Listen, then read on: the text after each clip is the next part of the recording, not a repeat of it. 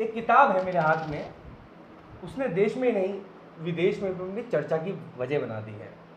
आज मेरे साथ बैठे हुए हैं देवेंद्र जी, बहुत बहुत स्वागत है सर, आपने कीमती समय निकाला मेरे लिए। जी नमस्ते भाई। सर, इससे पहले हम इसी से रिलेटेड वीडियो डाल चुके हैं चैनल पे, बहुत लोगों के सवाल आ रहे हैं, मेरे मन में भी बहुत सारे कंफ्यूजन है। पहला तो ये रुपया है क्या? देखो, अगर एक लाइन में आपको बताया जाए तो रुपया है मूल्य का मापक, ठीक है, और इसको बना दिया है शोषण का साधन। क्योंकि जिसको आप रुपया कहते हो वो रुपया नहीं है, जिसको आप रुपया सोचते हो वो भी रुपया नहीं है। रुपया कुछ और है जिसके बारे में कभी किसी स्कूल या किसी कॉलेज में नहीं पढ़ाया जाता और बताया ही नहीं जाता कि रुपया नाम की चिड़िया, किस चिड़िया का नाम है रुपया। पर जहाँ तक जैसे कि मैं मार्केट में जाता हूँ, मेरे पास अगर आप रुपए की बात कर रहे हैं तो मेरे पास ये 200 रुपये हैं, मैं मार्केट में जाता हूँ, सामान लेता हूँ। देखो देखो, ये 200 रुपये नहीं है, आपको ये गलत पढ़ाया गया है। आपके दादाजी से पूछना कि दादा ये क्या है, तो आपके दादाजी बोलेंगे ये 200 रुपये का नोट है। वो कभी नहीं कहते ये 200 रुपये है, कभी भी नहीं कहते। वो कहते हैं 200 रुपये का नोट। नोट जो होता है वो होता है जैसे कि transfer note, press note. Note मतलब मेरे दी हुई कोई जानकारी जो मैंने अपना कुछ लिख दिया है। ट्रांसफ़र नोट में क्या कहता है, मंत्री जी कहते हैं कि फलाने आदमी सिफारिश कर रहा है कि इसको इधर ट्रांसफ़र कर दिया जाए, ये तो ट्रांसफ़र नोट है। ये है प्रोमिसरी नोट, एक वचन खंड होता है, वचन पत्र होता है, ये वह वचन पत्र। इसके ऊपर वचन खंड लिखा है बकायदा, गवर्नर के नीचे साइन है, इस पे वचन लिखा है, मैं धारक को 200 रुपये अदा करने। धारक कौन? जिसके हाथ में ये है। यानी गवर्नर कह रहा है आरबीआई का कि जिसके पास ये 200 का नोट है मैं उसे 200 रुपये देने का वादा करता हूं। यानी आप आरबीआई के गवर्नर के पास जाएंगे और अपना ये 200 रुपये का नोट उसको पकड़ाएंगे तो वो आपको 200 रुपये देनदारी है उसकी। जैसे आप यहाँ से एक पर्ची बना दो और जो दुकानदार है वो आपको जानता हो और आप लिख दो उसके ऊपर कि 10 किलो खांड, 1 किलो शक्कर, 1 किलो चावल वो धारक को दे दिए जाएं। यानी कि आप कह दो अपना साइन करके कि मैं धारक को 2 किलो या 10 किलो खांड देने का वादा करता हूं। अब वो आदमी उस नोट को लेके जाएगा, दुकानदार को ये नोट यानी वो पर्ची पकड़ा देगा, दुकानदार उसके बदले में उसको सामान दे देगा। ये उस सामान की कीमत नहीं है, जो पर्ची दी है ना दुकानदार को, वो उस सामान की कीमत नहीं है, लेकिन उस दुकानदार ने आपके प्रॉमिस को, आपके लिखे हुए को रुपया मान लिया। उन्होंने कहा ये पर्ची आ गई मतलब आपकी तरफ से रुपया आ गया, समझो अब मैं ये पर्ची देकर कभी भी आपसे वो धन का जो सिंबल है वो ले लूंगा। जैसे इसको आपको अगर समझना और थोड़ा गहराई से समझना हो, जैसे मैं अगर आपसे पूछूं कि किलो क्या है, अगर मैं यही सवाल आपसे पूछने लग जाऊं तो कि किलो क्या है, बताइए किलो क्या है? इसको भार नापने के लिए किलो होता है। नापने के लिए भार का मापक, देखो भार का मापक किलो, द्रव्यमान का मापक लीटर, समय का मापक सेकंड, इसी तरह से मूल्य का मापक रुपया। अब मैं पहले किलो पे आता हूं। किलो बताइए, किलो क्या होता है? अब ये मापक हो गया आपने जो, यानी कि इतना वजन जिसको हम लगभग 1000 ग्राम का जो आंकड़ा है, देखो इसको साइंटिफिक टर्म्स में लेके जाएंगे 1 किलो का मतलब कुछ और निकल जाएगा। वो तो गांव के आदमी की भाषा बिल्कुल, मतलब उसकी भाषा में तो समझ में नहीं आएगा। मोटे तौर पे मैं आपको ये बता दूं, जस्ट ये तो आप नोट पकड़िए अपना, इसको रुपया समझते हो आप। मैं आपको मोटे तौर पे ये बता दूं कि जो आपका गांव का आदमी है उससे अगर आप पूछोगे, मैं छोटा था तो एक सवाल पूछा जाता था कि बताओ 1 किलो रुई ज़्यादा भारी होती है कि 1 किलो का बट्टा, आप बताओ? दोनों का वजन एक है पर हल्की रुई लगेगी। देखो क्या बात करते हो, ये साइकोलॉजिकल इम्पैक्ट है भाई। दोनों का मैंने बोला दोनों में से भारी कौन सी है, मैंने ये नहीं पूछा आपको भारी कौन सी लगती है या कौन सी नहीं। देखो रुई, अगर मैं आपको ये कहूँ एक पॉलिथीन में लोहा भरा है और एक पॉलिथीन में रेत भरा है और एक पॉलिथीन में रुई भरी है, तो रुई हल्की है सबसे ज़्यादा। बट जब मैं ये कह रहा हूँ 1 किलो रुई और 1 किलो का बट्टा या 1 किलो शक्कर, तीनों में से कौन सी ज़्यादा भारी होगी? तीनों बराबर है। बराबर है। हाँ। एक को मैंने तोला है सोने वाले बट्टे से 1 किलो का, ठीक है। एक मैंने चांदी वाले बट्टे से तोला है, ठीक है। और एक मैंने कागज का बट्टा था 1 किलो का, हम्म, 1 किलो का ही बट्टा था लेकिन। ठीक है। तो तीनों में से अब कौन सी भारी होगी? तीनों का वजन एक है।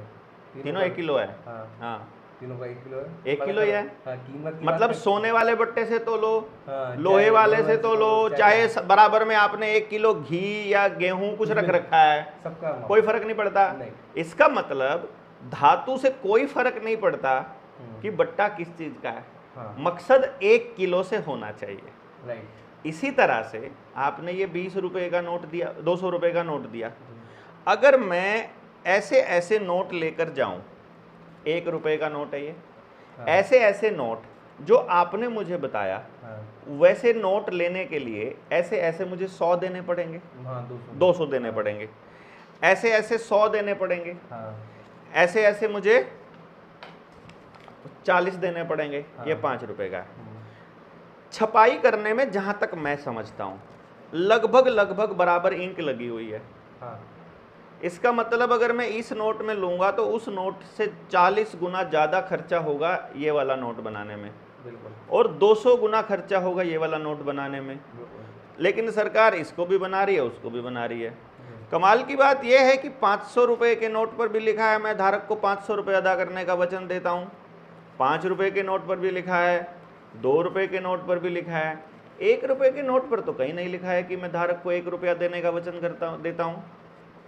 इसके ऊपर तो सीधा 1 रुपया लिखा है, उस पर 200 रुपये लिखने में इनको क्या तकलीफ थी भाई? वाकई मतलब ये बिल्कुल नोटिस करने वाली बात है। मैं शायद पहली बार नोटिस कर रहा हूँ, बहुत लोगों को पता भी नहीं होगा इस 1 रुपए के सिक्के इस पे तो मात्र 1 रुपया लिखा है। हाँ। इस पे तो सिर्फ 1 रुपया लिखा है, और बाकियों पर लिखा है मैं उतने रुपए देने का वादा करता हूं। बिल्कुल। इसका मतलब ये 1 रुपया हो सकता है। हाँ, अभी भी आप कह रहे हैं इसमें भी संदेह है आपको। ऑब्वियसली अभी तो मैं अभी क्लियर करूंगा ना। इसका मतलब है ये 1 रुपया हो सकता है, लेकिन ये 500 रुपया नहीं है, ये कन्फर्म है, ये 500 रुपए का नोट है। हाँ। अब पंगा ये हुआ कि ये अपनी टीम ने पहले करा हुआ है, और आपके हमारे दर्शक जितने लोग देख रहे हैं, मैं उन सब लोगों को ये बताने के लिए कि असल में रुपया क्या होता है, एक बार अपने पड़ोस में किसी सुनार के पास चले जाओ, उसको बोलो हमें पुराने ये चांदी वाले सिक्के चाहिए, चांदी वाला 1 रुपए का सिक्का, इस पर भी 1 रुपी इंडिया लिखा है, ये चांदी वाला सिक्का है, इस पर भी 1 रुपी इंडिया लिखा है, ये सिक्का मेरा है 1862 का, ये मेरा सिक्का है 1916 का, और ये मेरा 1 रुपए का सिक्का है 2007 का। ठीक है, मैंने 3 सिक्के भारत के दिए आपको, तीनों के ऊपर ये लिखा है 1 रुपी इंडिया, तीनों पे लिखा है, और इस पर भी लिखा है भारत सरकार। एक चीज मैं आप लोगों को और बता दूं इस 1 रुपए के नोट और बाकी के नोटों के विषय में, ये 1 रुपए का नोट है, इसके ऊपर लिखा है भारत सरकार, ध्यान से देखिएगा, गवर्नमेंट ऑफ इंडिया जी। बाकी के किसी भी नोट आपके वाले 2 रुपए पे भी लिखा होगा फिर तो भारत सरकार, अगर वो भारत का रुपया है और भारत के लोगों ने सरकार ने बनाया है तो लिखा है भारत सरकार। नहीं, क्यों? भारत यहाँ भारत सरकार लिखने में क्या मतलब शाही खत्म हो रही थी उनकी? मतलब क्या तकलीफ है? तकलीफ क्या है? उतनी तो शाही भारत सरकार लिखने में लगती है, उतनी भारतीय रिजर्व, बल्कि भारतीय रिजर्व बैंक लिखने में ज़्यादा शाही लगेगी, भारत सरकार लिखने में कम अंक लगते हैं। बिल्कुल सही बात कही, मैं पहली बार नोटिस कर रहा हूँ, सच बताएं। ठीक है ना? मैक्सिमम लोगों को ये बात वाकई नहीं पता होगी कि अब ये बात आ ही गई है तो ये भी बता दीजिए क्यों ऐसा भेदभाव। ये ऐसा इसलिए क्योंकि ये जो 1 रुपया है ये छापती है भारत सरकार। ठीक है। और ये जो नोट है बाकी के 2 रुपए का, 5 रुपए का, 10 रुपए का, 100, 100, 200, 2000, ये छापता है भारतीय रिजर्व बैंक। ठीक है। और भारतीय रिजर्व बैंक और भारत सरकार दोनों अलग अलग चीज है। भारतीय रिजर्व बैंक इंग्लैंड के अधीन है अभी भी, बैंक ऑफ सेटलमेंट के, बिल्कुल अभी भी। अभी भारतीय रिजर्व बैंक एक भी निर्णय बोर्ड ऑफ डायरेक्टर से पूछे बिना नहीं ले सकता। और भारतीय रिजर्व बैंक के बोर्ड ऑफ डायरेक्टर में कौन बैठा है? नंदन नीलकेणी, आनंद महिंद्रा, रतन टाटा तो मर लिया, अजीम प्रेम जी जैसे लोग बैठे हुए हैं अभी भी बोर्ड ऑफ डायरेक्टर में। बोर्ड ऑफ डायरेक्टर किसका होता है? कंपनी का होता है कि सरकार का होता है? कोई कंपनी होती है उसका होता है। वो क्यों बैठे हैं? उसकी मर्जी के बिना सरकार एक नोट बंद नहीं कर सकती, उनकी मर्जी के बिना एक नोट छाप नहीं सकती, लेकिन 1 रुपए का नोट अपनी मर्जी से छाप सकती है। तो 1 रुपया भारत सरकार का है और बाकी का रुपया बाकी के नोट रिजर्व बैंक के, प्राइवेट कंपनी के, ठीक है, उसमें वादा है। हाँ। इसमें 2 चीजें लिखी हुई हैं, ध्यान से देखिएगा। हाँ। भारतीय रिजर्व बैंक लिखा है, हाँ। साथ में नीचे लिखा है केंद्रीय सरकार द्वारा प्रत्याभूत, यानी केंद्रीय सरकार द्वारा गारंटीड है। हाँ। अब केंद्रीय सरकार के बारे में पता करो, आपको मालूम पड़ेगा कि भारत में कोई केंद्रीय सरकार है ही नहीं। मैं लगातार टीवी चैनलों पे जब कभी कोई इंसान देखता है तो केंद्र सरकार की तरफ से ये फैसला आया है, केंद्र सरकार, की तरफ से ये हाँ, फैसला केंद्र आया है। सरकार का मतलब पार्लियामेंट ऑफ इंग्लैंड से। केंद्र सरकार भारत की सरकार का नाम नहीं है। आप तो केंद्र सरकार कहीं पर भी लिखा नहीं मिलेगा। मैं अब थोड़ा सा कंफ्यूज अरे भाई साहब, सरकारी दस्तावेज आएंगे, हाँ।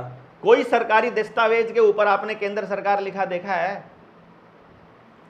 अगर मंत्रालय का नाम लिखा होता है, हाँ। भारत सरकार के अधीन होता है और नीचे एडिशनल चीफ सेक्रेटरी या चीफ सेक्रेटरी के साइन होते हैं, मुख्य सचिव के या फिर अतिरिक्त मुख्य सचिव के लिखे होते हैं ना। तो आप कह रहे हैं कहीं भी केंद्र सरकार नहीं लिखी है ही नहीं ना।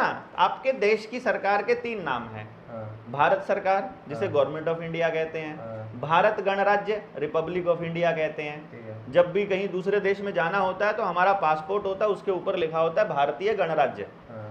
यानी हाँ। रिपब्लिक ऑफ इंडिया, क्योंकि हम अलग अलग प्रदेशों का संघ हैं, बेसिकली हम गणराज्य हैं। जी। और तीसरा नाम हमारे बारे में लिखा जाता है यूनियन ऑफ इंडिया, हाँ।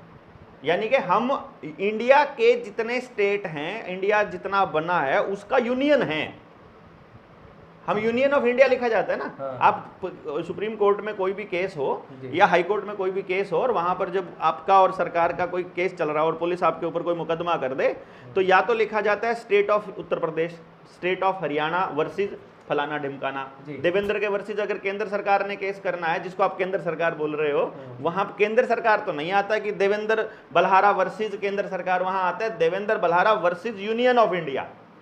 वो जो सुप्रीम कोर्ट में जो सरकार, जो आपको, जिसको आप पुलिस कहते हो या जिसको आप सरकार कहते हो, वो सरकार यूनियन ऑफ इंडिया है, केंद्र सरकार नहीं है भाई।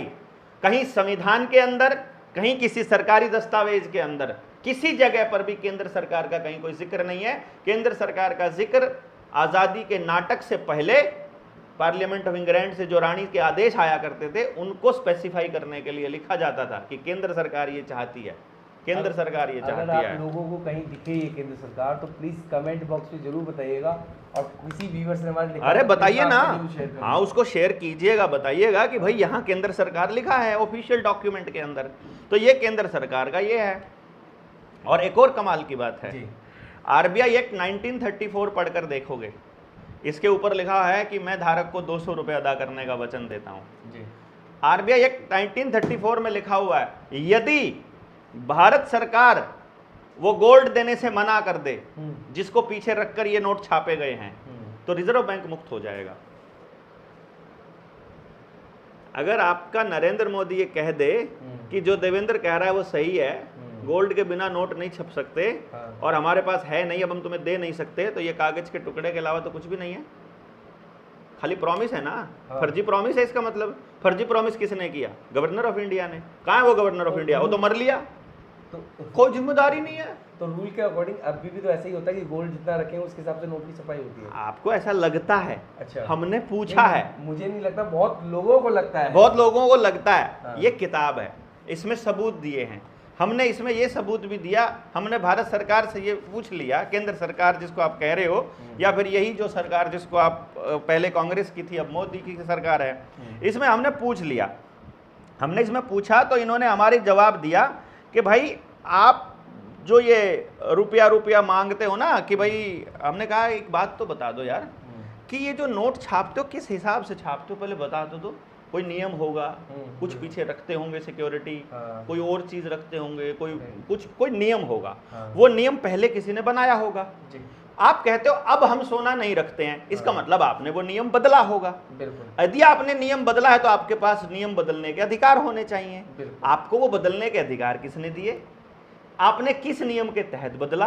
और अब नियम क्या है नोट छापने का, और कौन से नोट को असली और कौन से नोट को नकली, कौन सी मुद्रा को वैध और कौन सी को अवैध कहेंगे, कृपया करके वो नियम हमको बता दीजिए।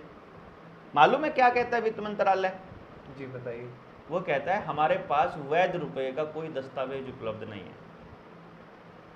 इसका मतलब मैं ये समझता हूं कि हमारे पास सारा रुपया जितना है वो अवैध है। 20 नंबर पेज के ऊपर इस किताब के इस 20 नंबर पेज के ऊपर ये एक्सप्लेन किया हुआ है हमने।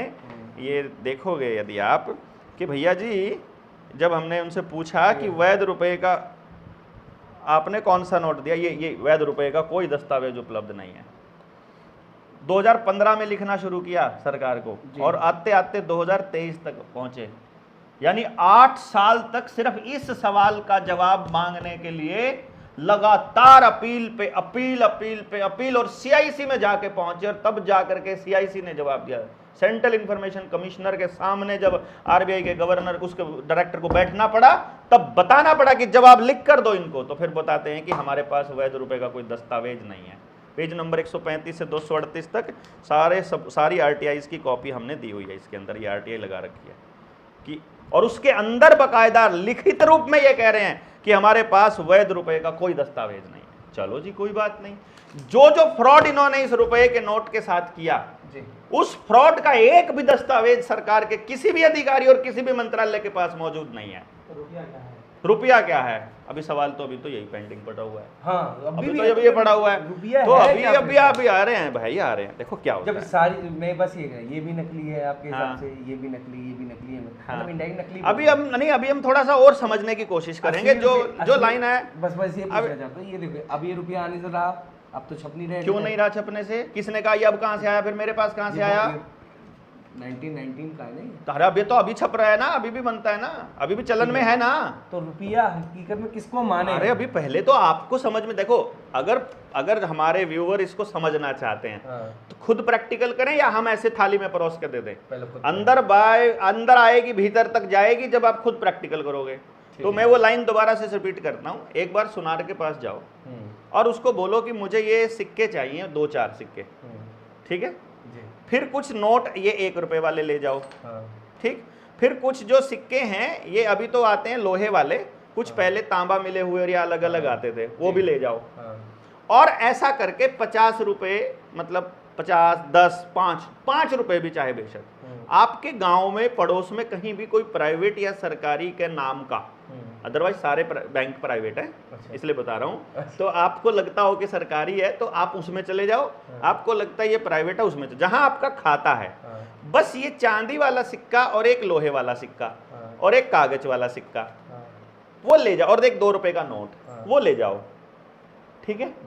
और उनको बोलो मुझे जमा करना है, और बोलो कितने रुपए में जमा कराओगे, ठीक है?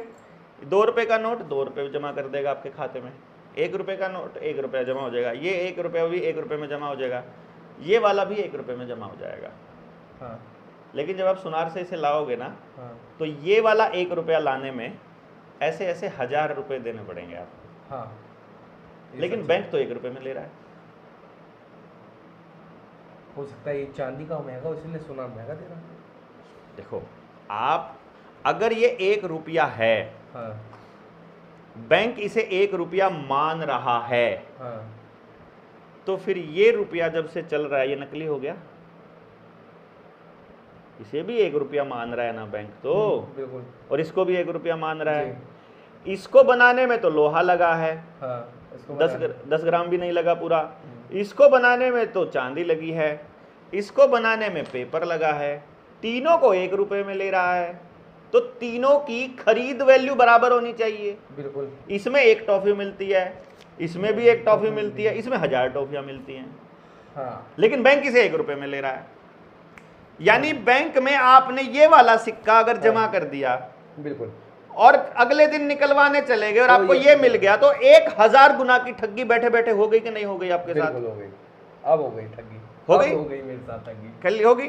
अब हमने बैंक से ये पूछ लिया, ये हमने रिजर्व बैंक से भी पूछा था, हमने ये सुप्रीम कोर्ट से भी पूछा था, हमने उनसे पूछ लिया कि अब इनमें से असली कौन सा ये तो बता दो। और इस किताब में हमने मेंशन किया हुआ है कि असली वाले रुपया बताओ कौन सा है, लोहे वाला कि चांदी वाला कि कागज वाला। बिल्कुल। बाकी तो चलो हमने मान लिया बैंक नोट है, वो तो प्रॉमिसरी नोट, इन पे तो प्रॉमिस भी नहीं लिखा हुआ, इस पे तो रुपया ही लिखा हुआ है। जी।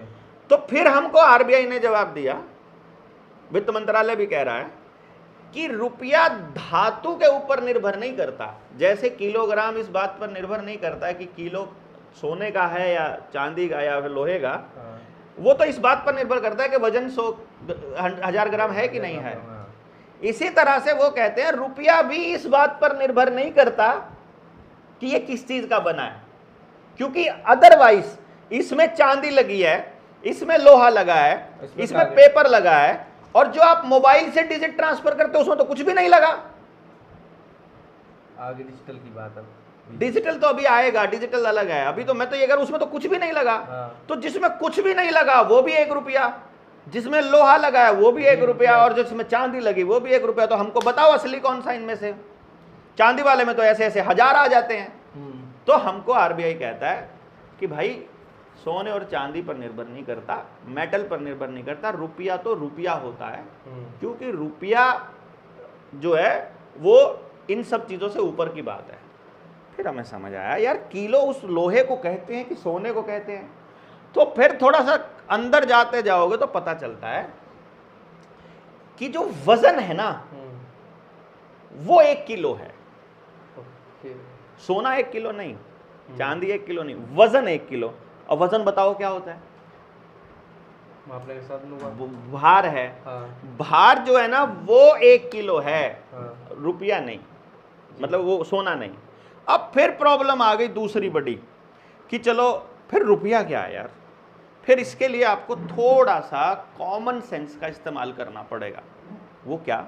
जिससे कि आपको इतिहास पता लगे, तो आपको भविष्य का आप अंदाज़ा लगा पाओगे कि इतिहास क्या है। इतिहास ये है, हम कभी इन कागज़ के टुकड़ों में व्यापार कभी करते ही नहीं थे। हाँ। भारत के अंदर मसाले हुआ करते थे, और कपड़ा हुआ करता था, दालें हुआ करती थी, और दूसरे देशों के पास कुछ भी नहीं था, मीट मांस और कबाड़ के अलावा, चाय कॉफ़ी के अलावा। हाँ। उनके पास वो सब होता था।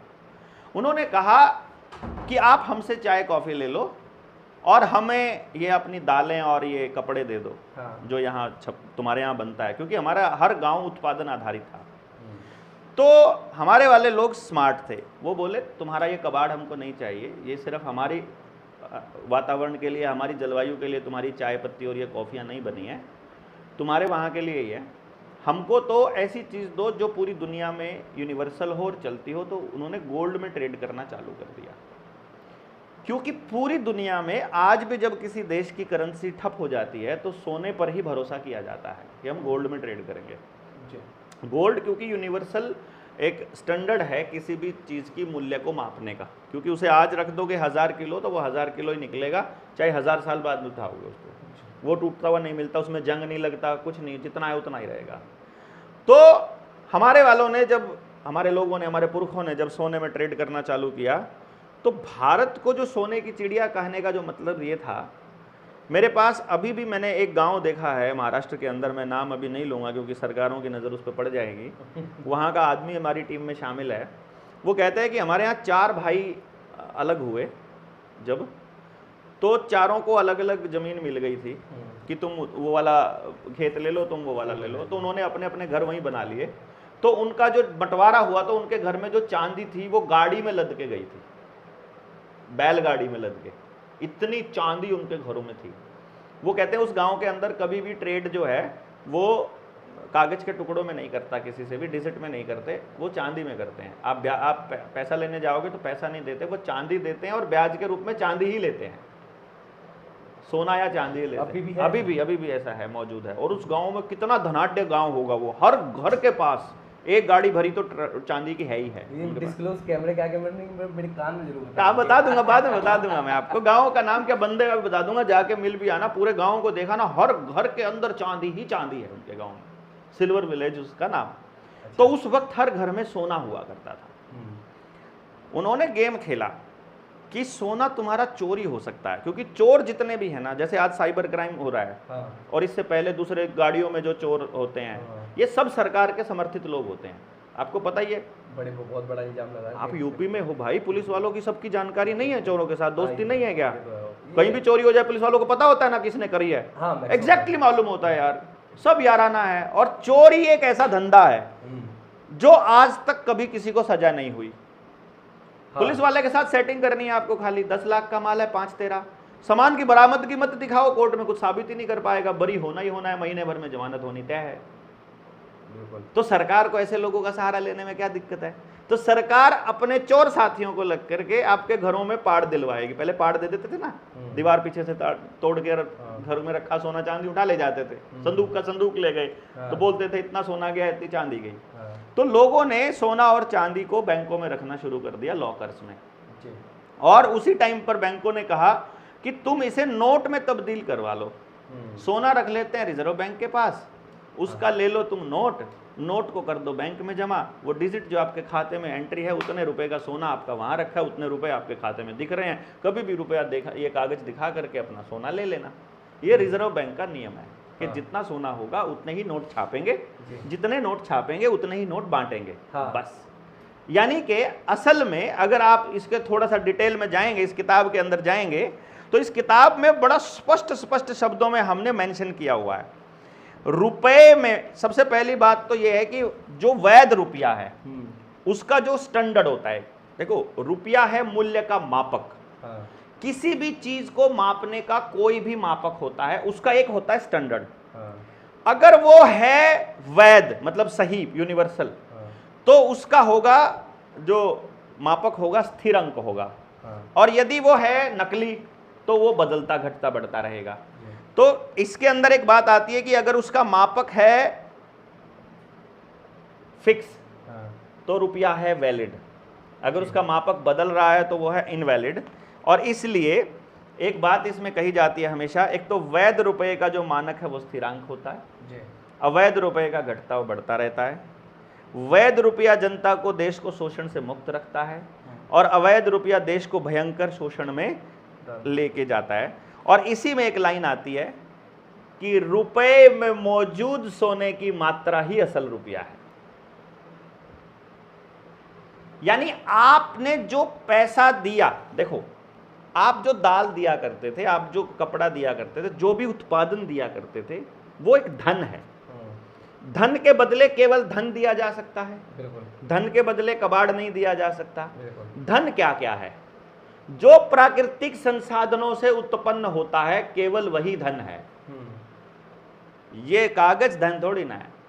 ये तो आपकी सेहत, सेहत कहाँ से बनती है? ऊर्जा से। ऊर्जा कहाँ से आती है? फसल खाने से। खाना कहाँ से आया? अनाज से। अनाज कहाँ से आया? पेड़ से। पेड़ कहाँ से आया? जमीन से। जमीन ने कैसे किया? सूरज और रोशनी और गर्मी और नमी और पानी और उन सब से लेकर के प्रकाश संश्लेषण की प्रक्रिया से भोजन बनाया, वो भोजन स्टोर हुआ, वो हमारी बॉडी में स्टोर हुआ, तो हम मेहनत करने लायक हुए। हमने अपनी मेहनत आपको दी, मतलब अपनी ऊर्जा दी, यानी कुदरत की ऊर्जा आपको दी, तो आपने उसके बदले में अपनी कमाई हुई ऊर्जा मुझे दी। यही तो होता है। मैं आपको अनाज दे रहा हूँ, आप मेरे लिए कुछ और काम कर दो। मैंने आपके खेत में काम कर दिया एक पूरे दिन, तो आप उसके बदले में मुझे चावल दे दो, अनाज दे दो, कपड़ा दे दो, जो आपने ऊर्जा को स्थानांतरित किया। यानी लेन देन का एक साधन है धन, साधन। ठीक है, आई बात समझ में? अब बिल्कुल क्लियर हो गया हूं मैं। क्लियर हो रहा है ना? यानी वो लेन देन धन के बदले धन होगा। आपको मैंने दे दिया 1 किलो अनाज, 1 किलो गेहूं दे दिया मैंने, आपने उसको खर्च कर दिया। अब आप उस 1 किलो को उनको दे दोगे? जी दे दोगे। क्या लैटरिन बना के दोगे? 1 किलो अनाज खर्च करने का मतलब आपने खा लिया। अब उसको दोबारा भी यूज कर सकते हो? नहीं, ऊर्जा बनाएंगे उनके लिए, फिर मेहनत करेंगे। ऊर्जा बना के मेहनत करोगे। उस 1 किलो अनाज को आप कहीं आगे भी खर्च कर सकते हो क्या? नहीं, वो तो खत्म हो गया। 100 रुपए का नोट खर्च करने के बाद फिर ऐसा कैसे रहता है?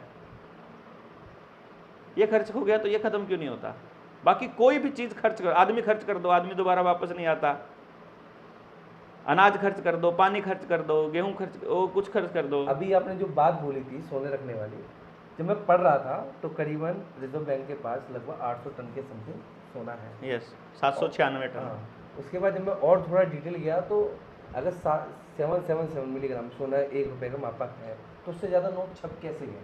मैं आपको सिर्फ एक ही बात बताने की कोशिश फिलहाल अभी कर रहा हूँ, देश के लोगों को ये बताना पड़ेगा कि जब आप बैंक में इस चांदी के नोट सिक्के को और लोहे के सिक्के को लेकर जाओगे तो बैंक आपको ये बता देगा कि 1000 गुना की ठगी है। हाँ।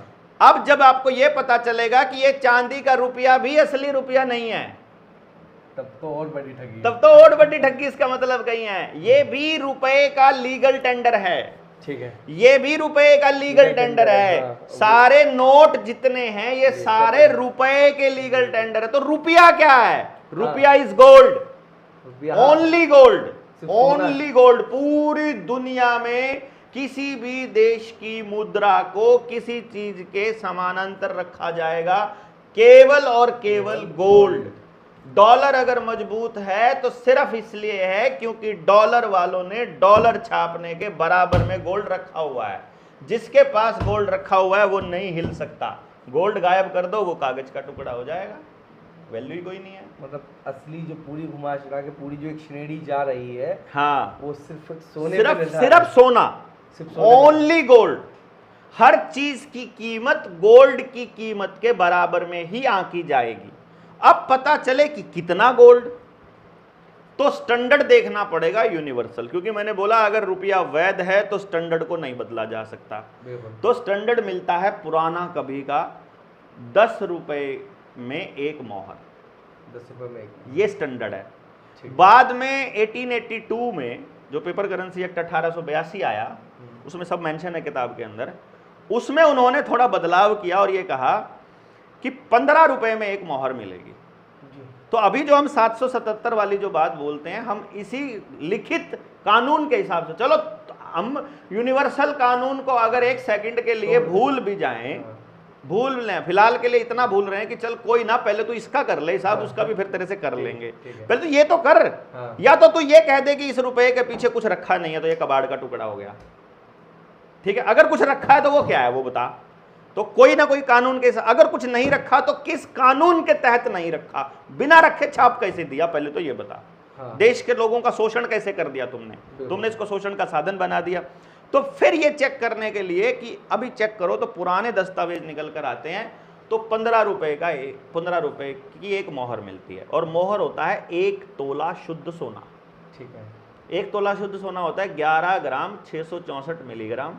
जब इस 11.664 ग्राम को डिवाइड करते हैं 15 से तो आता है 777 मिलीग्राम शुद्ध 24 कैरेट का सोना। 24 कैरेट का, हाँ, जिसकी कीमत आज लगभग 10,000 रुपए के ये कागज के नोट हैं।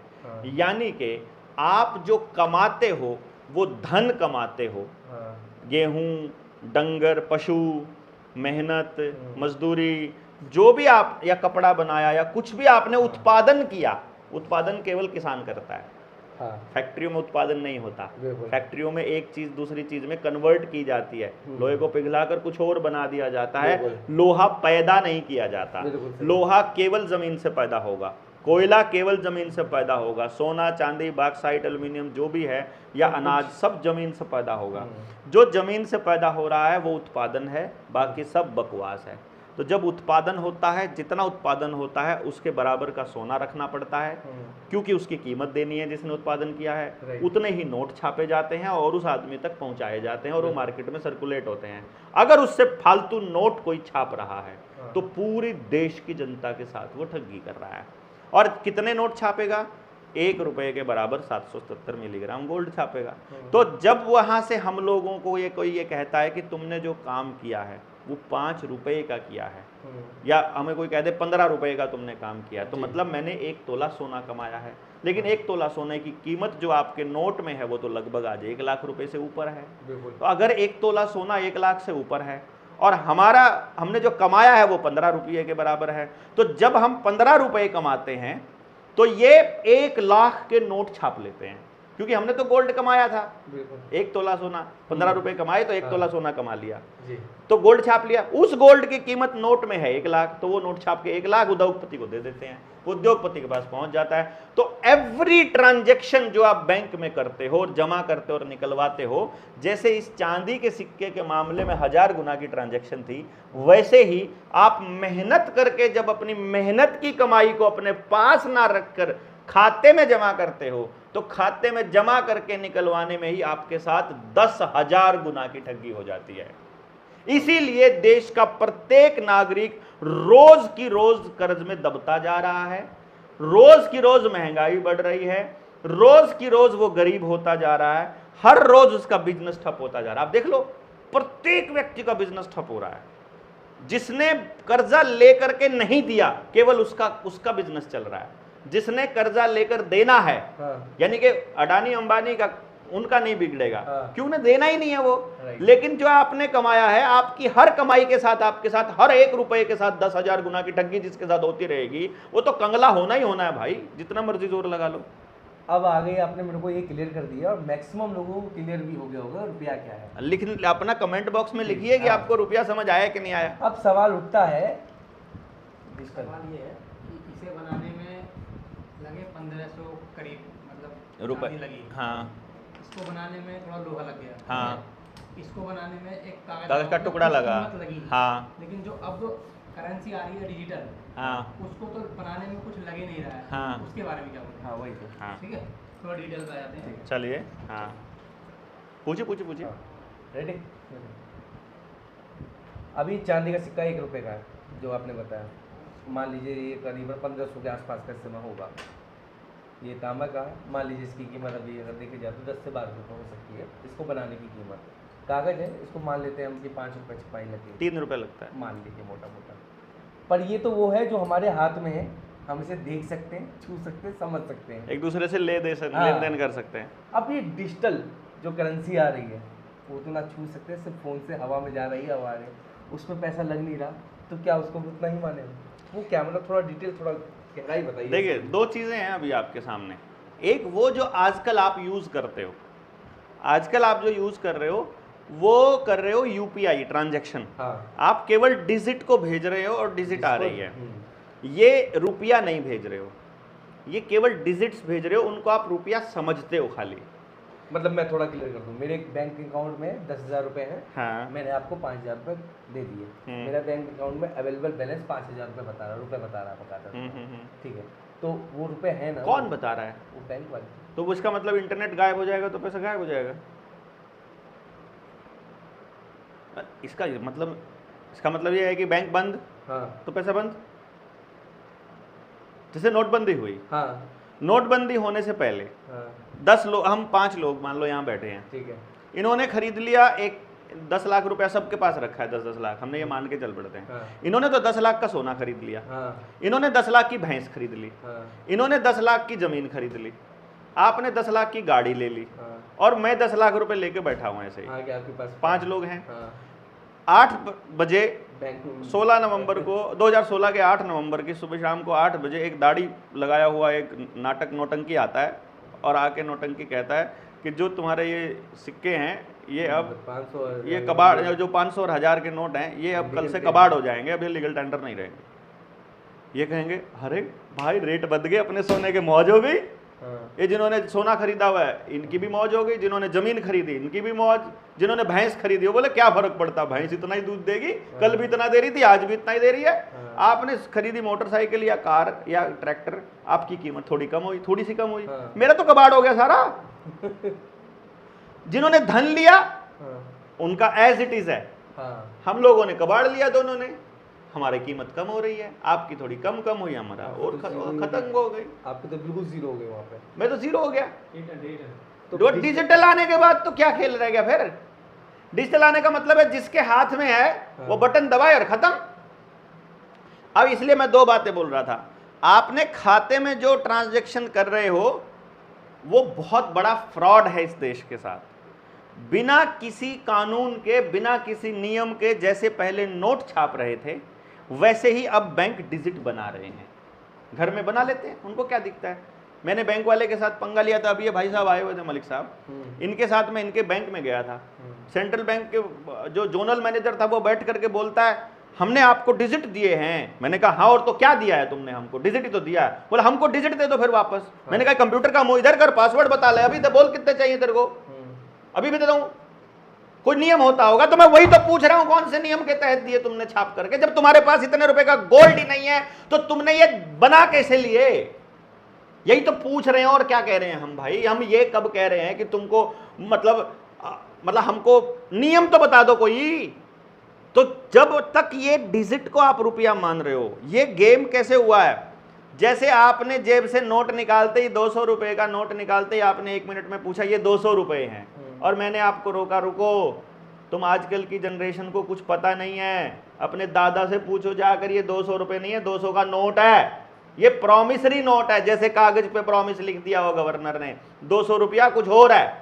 इसी तरह से जो आज की जनरेशन जो अपने मोबाइल से ट्रांजैक्शन करती है, 20 रुपए का वो कबाड़ खरीद लेती है आलू के चिप्स टाइप के हैं, वो जनरेशन उस ट्रांसफर को रुपये के ट्रांसफर सोच रही है।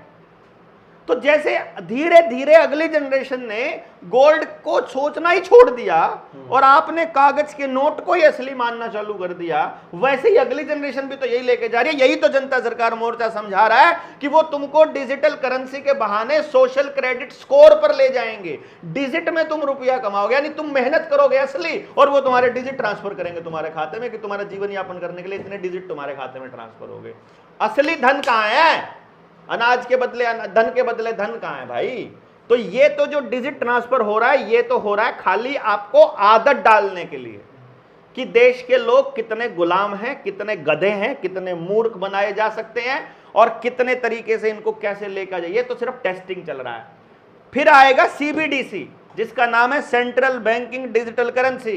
वो सीबीडीसी में बकायदा प्रोग्रामेबल रुपया आएगा, फिर इसी का डिजिटल रूप आएगा। मतलब थोड़ा इसको थोड़ा गहरे बताइए, सीडी इसी क्या मतलब थोड़ा विस्तार। अभी तक क्या है, आपके खाते में पड़ा है, आपके खाते में पड़ा रहेगा जब तक कोई साइबर अटैक नहीं आएगा या आप उसको ट्रांसफर नहीं करोगे या कोई और ट्रांसफर नहीं करेगा। ये भी नोट आपकी जेब में पड़ा है, जब तक पड़ा है पड़ा ही रहेगा। ऐसे ही सिक्के का है। लेकिन जब सीबीडीसी आ जाएगा, सीबीडीसी की सबसे बड़ी खासियत क्या है? सबसे पहली बात, रियल टाइम में आपको ट्रेस किया जा सकता है। यानी अभी मैंने आपको दिया, 1 सेकंड में पता लग जाएगा वहां एल्गोरिदम में कि भैया अभी अभी देवेंद्र ने शुक्ला जी को पैसा दिया। ये तो पहला नंबर है। दूसरे नंबर पे वहां से कंट्रोल्ड है सेंट्रली। ये पूरी दुनिया का एक बना रहे हैं, सेंट्रल बैंक डिजिटल करेंसी पूरी दुनिया का है। पूरी दुनिया का जो मैं बता रहा हूं कि सारी दुनिया के बैंक, मैं आपको बता रहा हूं सारी दुनिया के बैंक एक ही जगह से चलते हैं, बैंक ऑफ इंग्लैंड से, बैंक ऑफ सेटलमेंट में जो इंग्लैंड से जो चलता है वहीं से चलते हैं। तो वहीं से चलेगा अभी ये। माइक्रोसॉफ्ट आपका है? आपका है? नहीं, माइक्रोसॉफ्ट iOS आपका है? बाहर से होगी। तो इसका मतलब जितना भी डेटा पड़ा है सब उन्हीं के पास है। हाँ, आपके पास तो कुछ भी नहीं है। मैंने तो ये भी सुना है, शायद मैंने कहीं पढ़ा था कि आधार कार्ड का भी डाटा सब कुछ होने। अरे जब अपने पास सर्वर नहीं, जब अपने पास ऑपरेटिंग सिस्टम नहीं, जब अपने पास सिक्योरिटी सिस्टम नहीं, जब अपने पास एंटीवायरस नहीं, जब अपने पास वायरस नहीं, जब अपने पास कंप्यूटर बनाने की टेक्नोलॉजी नहीं, जब हमारे पास कोई टेक्नोलॉजी का कोई पेटेंट ही नहीं है, हमारे हाथ में क्या है? बाबा जी के ठुल्लू के अलावा नोट भी नहीं है, अनाज भी नहीं है, जमीन भी सबकी गिरवी हो पड़ी है, पानी भी सब गांव का जा चुका है। आपके यूपी में थोड़ा बहुत बचा हुआ है, हमारे हरियाणा में तो पानी नहीं बचा है गांव के पास। सबके जोहड़ के अंदर लैटरिन के खड्डे खुदवा रखे हैं, उनकी पाइपें भिजा रखी है, सबका लैटरिन का पानी बना दिया सारे जोड़ का। और अब उनको 2-2 करोड़ रुपए में निर्मल सरोवर योजना के तहत सरकार कंट्रोल काबू करने पर लगी पड़ी है। प्राइवेट ज़मीनों, अभी जो योगी को यूपी में लाया गया था ना, आपके गांव की ज़मीनों को कंट्रोल करने के लिए लाया गया था। जैसे आप आज से 10 साल पहले का यूपी याद करो, कोई भी विधायक, कोई भी सांसद किसी भी एसडीएम को, तहसीलदार को, किसी बिजली वाले को, पुलिस वाले को झापड़ मार देता था, क्योंकि उसके पीछे 2 लाख लोगों की ताकत होती थी। बोलता था बकवास नहीं करना, तेरे को नौकर इन लोगों के लिए रखा गया है, ध्यान से रख। तो प्रशासन सारा का सारा सीधा रहता था और चलती थी किनकी? विधायकों की। इसीलिए गुंडे लोग भी विधायक बनने की लाइन में सबसे आगे खड़े रहते थे। अभी क्या हुआ? एक बड़े गुंडे की चलती है खाली, तड़ीपार की या किसी आदमखोर की, उसी के पीछे लगे रहते हैं सारे के सारे। अब उन्होंने सपोर्ट कर दिया योगी जी को। अब योगी जी क्या करते हैं? खाली अब योगी जी के राज में अब आप विधायक किसी की तरफ आंख उठाकर भी देखने की औकात नहीं रखता है। अब प्रशासन की चलेगी। अब आपकी बिजली के मीटर कभी भी बंद कर सकते हैं, अब पुलिस वाला कभी भी उठा के ठोक देगा आपको, अब कोई भी कुछ भी कर देगा। अधिकारी के पास अब सब ताकत दे दी गई, नहीं दी हो तो बता दो। धीरे धीरे अधिकारी के पास ताकत आ जाएगी। अधिकारी के हाथ में इंटरनेट है, उसके हाथ में आपके सारे कागज हैं, उसके हाथ में आपकी रजिस्ट्री है, उसके हाथ में आपका सरपंच है, उसके हाथ में आपका सब कुछ है, और वो सारे डॉक्यूमेंट्स को धीरे धीरे आपकी गर्दन को दबोचने के लिए इस्तेमाल कर लेगा, जैसे हरियाणा में किया। क्योंकि यूपी में तो सरकार 2022 में आई है, हम्म, 22 से पहले 17 में आई है। हमारे यहाँ तो हरियाणा में तो 2014 में आ गई थी। जी। यहाँ पहले खट्टर को लाया गया था। हाँ। उसको लाया गया तो उन्होंने क्या किया, उन्होंने आते ही सबसे पहले ये कहा कि अगले जो पंचायत के चुनाव होंगे उनको हम सस्पेंड करते हैं थोड़े दिनों के लिए। जैसे आजकल बीजेपी की सरकार राजस्थान में है तो राजस्थान में निकाय चुनाव नहीं हो रहे हैं, हाँ। सरपंच के चुनाव और उनके नहीं हो रहे, तो चुनाव नहीं हो रहे तो क्या करेंगे कि पंचायतों को एडमिनिस्ट्रेशन के अंडर में रख दो। एडमिनिस्ट्रेशन क्या करेगा, वो धीरे धीरे सारे तंत्र को सरकार के अंडर ले जाएगा। सरकार किसकी है, उद्योगपतियों की। उद्योगपति कौन है, वर्ल्ड इकोनॉमिक फोरम वाले। वो किसके हैं, जिनका वर्ल्ड इकोनॉमिक फोरम वही तो हैं जिनका CBDC है, जिनका रिजर्व बैंक है, जिनका वर्ल्ड बैंक है, जिनका वर्ल्ड इकोनॉमिक फोरम है, जिनका यूनाइटेड नेशंस हैं, जिनका माइक्रोसॉफ्ट है, जिनका iOS है, जो सारा सिस्टम वही, तो कंट्रोल वही करेंगे। तो सर ये तो जो CBDC है उसकी 2 लाइनें और एक्सप्रेस कर दो, तो जो CBDC है पूरी तरह से प्रोग्रामेबल है। मतलब क्या है कि आज जब आपको खाते में आपने काम किया, आपका एम्प्लॉय जब आपके खाते में ट्रांसफर करेगा तो बोलेगा कितना पैसा, 15,000 रुपये डिजिट, 15,000 सोशल क्रेडिट स्कोर आपके खाते में कर दिया। ऊपर से कंडीशन लगाएगा, इतने रुपए से ज़्यादा का राशन नहीं खरीद सकता, इतने रुपए से ज़्यादा कपड़ों पे नहीं खर्च कर सकता, इतने रुपए ज़्यादा ट्रांसपोर्ट पे नहीं कर सकता, क्योंकि तुम्हारा देख लिया है पूरी ज़िंदगी का यही पैटर्न है, और 1 महीने से ज़्यादा ये चलेगा नहीं, तुम्हें जितना खर्च भी करना पड़ेगा, उसके बाद खत्म। यानी ये जो असल खत्म होने वाला प्रोसेस है वो अब चालू होगा। कि जैसे मैंने आपको कहा था कि गेहूं, ये तो शुरुआत है, ये शुरुआत है। अभी तो आपने देखा कि अरे सरकार के खिलाफ बोलने वाला देवेंद्र बल्हारा के पास बैठा था, मोबाइल की लोकेशन बता रही है, दोनों इकट्ठे घूम रहे थे एक ही बाइक के या एक ही कार के अंदर। अच्छा लो जी बंद कर दो, आप अकाउंट में जाओगे, अरे पैसे नहीं है, अरे तुम उसके साथ कैसे चले गए भैया, सरकार के खिलाफत करने वालों के। आपका रुपया, आपका पैसा, आपकी मेहनत सब कुछ कंट्रोल करने के लिए ही CBDC आ रहा है, central bank digital currency, central bank का। मतलब जो हम सोच भी नहीं सकते। तो ये बताइए अब ये हालात सुधर सकते कि नहीं? पब्लिक को जानकारी हो जाए, वो अपने रुपए का हिसाब मांग ले। आपके हिसाब से कितने लोगों को पता होगा, भारत में कितने % लोगों को पता होगा? देखो हमारे जो देश की जनसंख्या, हमारी जो देश की पॉपुलेशन है, या किसी भी देश के अंदर बहुतायत, मतलब करीब करीब 85 से 90% लोग ऐसे होते हैं जब किसी बात को वो मान लेते हैं ना, तो बस वो मान लेते हैं, अरे चलने दो ना यार, तुम्हें क्या फ़र्क पड़ता है, ऐसे ही चलती है दुनिया, पहले भी खूब आए क्रांतिकारी, किसने क्या उखाड़ लिया, काइंड ऑफ। अभी ये देवेंद्र बोलने लगा। तो अभी जो वो मानते हैं, जिसको रुपया मान रहे हैं, वो मान रहे हैं। एक तो ये चांदी वाला लेके चले जाओ, पहले तो उनकी आंख खुलेगी तब। दूसरा एक काम कर दो, ज़्यादा कुछ नहीं करना, 10 रुपये का नोट बैंक में चले जाओ लेकर के, और ओरिजिनल एप्लीकेशन के साथ बैंक मैनेजर को रिजर्व बैंक के नाम एक चिट्ठी दे दो।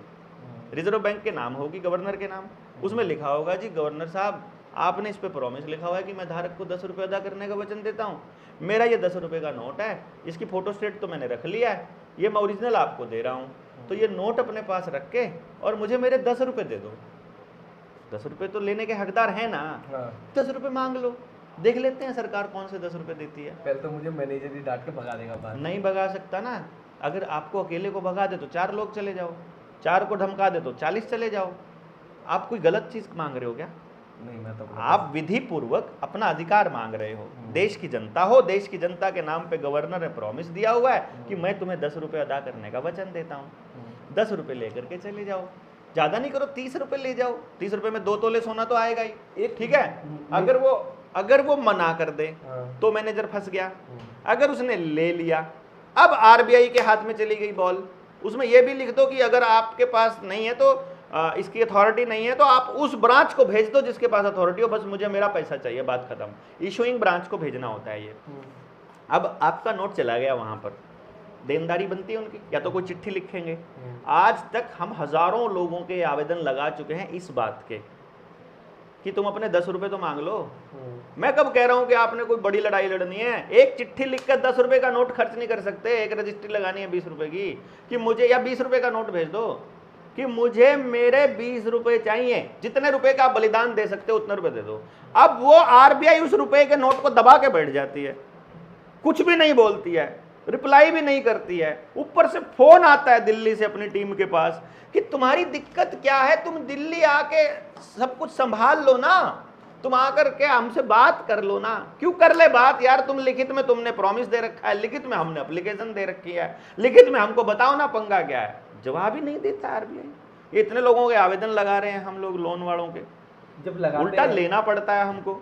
जब आपने इसकी शुरुआत करी थी सर, हाँ, तो कुछ लोग होंगे कि सर आप खामा खा की मेहनत कर रही है, इसमें का कोई तुक ही नहीं है, कुछ बातें आई थी सामने?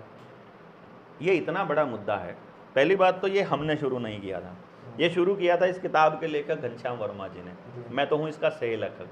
वो भी उन्होंने इतना सहयोग दिया कि भाई मोर्चे के अंदर आप लोग मेहनत कर रहे हो और आपने जो मेहनत करके पूरे समाज को जगाया है, और जो कुछ जगह पर मैं उनके साथ रिसर्च में गया था, उसको सम्मान देते हुए उन्होंने हम लोगों को ये सम्मान बख्शा है। लेखक तो वही हैं, लेकिन इनसे भी पहले रामवृक्ष यादव जवाहर बाग में ऑलरेडी इसके ऊपर बैठकर अपने रुपए के आधिकारिक घोषणा करने की मांग पर रहे थे। 2016 की बात है, 16 की, 17 में योगी आया ना, 16 की बात है, 16 की 6 की है, 2006 की है, 6 की हो सकती है। 6 में क्या मुलायम सिंह यादव था सरकार, तो ये अखिलेश की सरकार थी जनाब, मुलायम सिंह की नहीं, अखिलेश की सरकार थी। और योगी से पहले वाली सरकार थी 2016 की जून में। 2016 में जून में जवाहर बाग में सैकड़ों लोगों को गोलियों से भून दिया था अखिलेश यादव ने, इसी रुपए के मुद्दे पर। जो भी सरकार से, और रातों रात खबर गायब कर दी जवाहर बाग का। और ढूंढो ना जवाहर बाग में रामवृक्ष यादव, उसकी स्पीच सुनो आप। मैं कोई आज का थोड़ी बोल रहा हूँ, इससे पहले जाना है। इसमें किताब में जिक्र किया हुआ है हमने नेताजी सुभाष चंद्र बोस।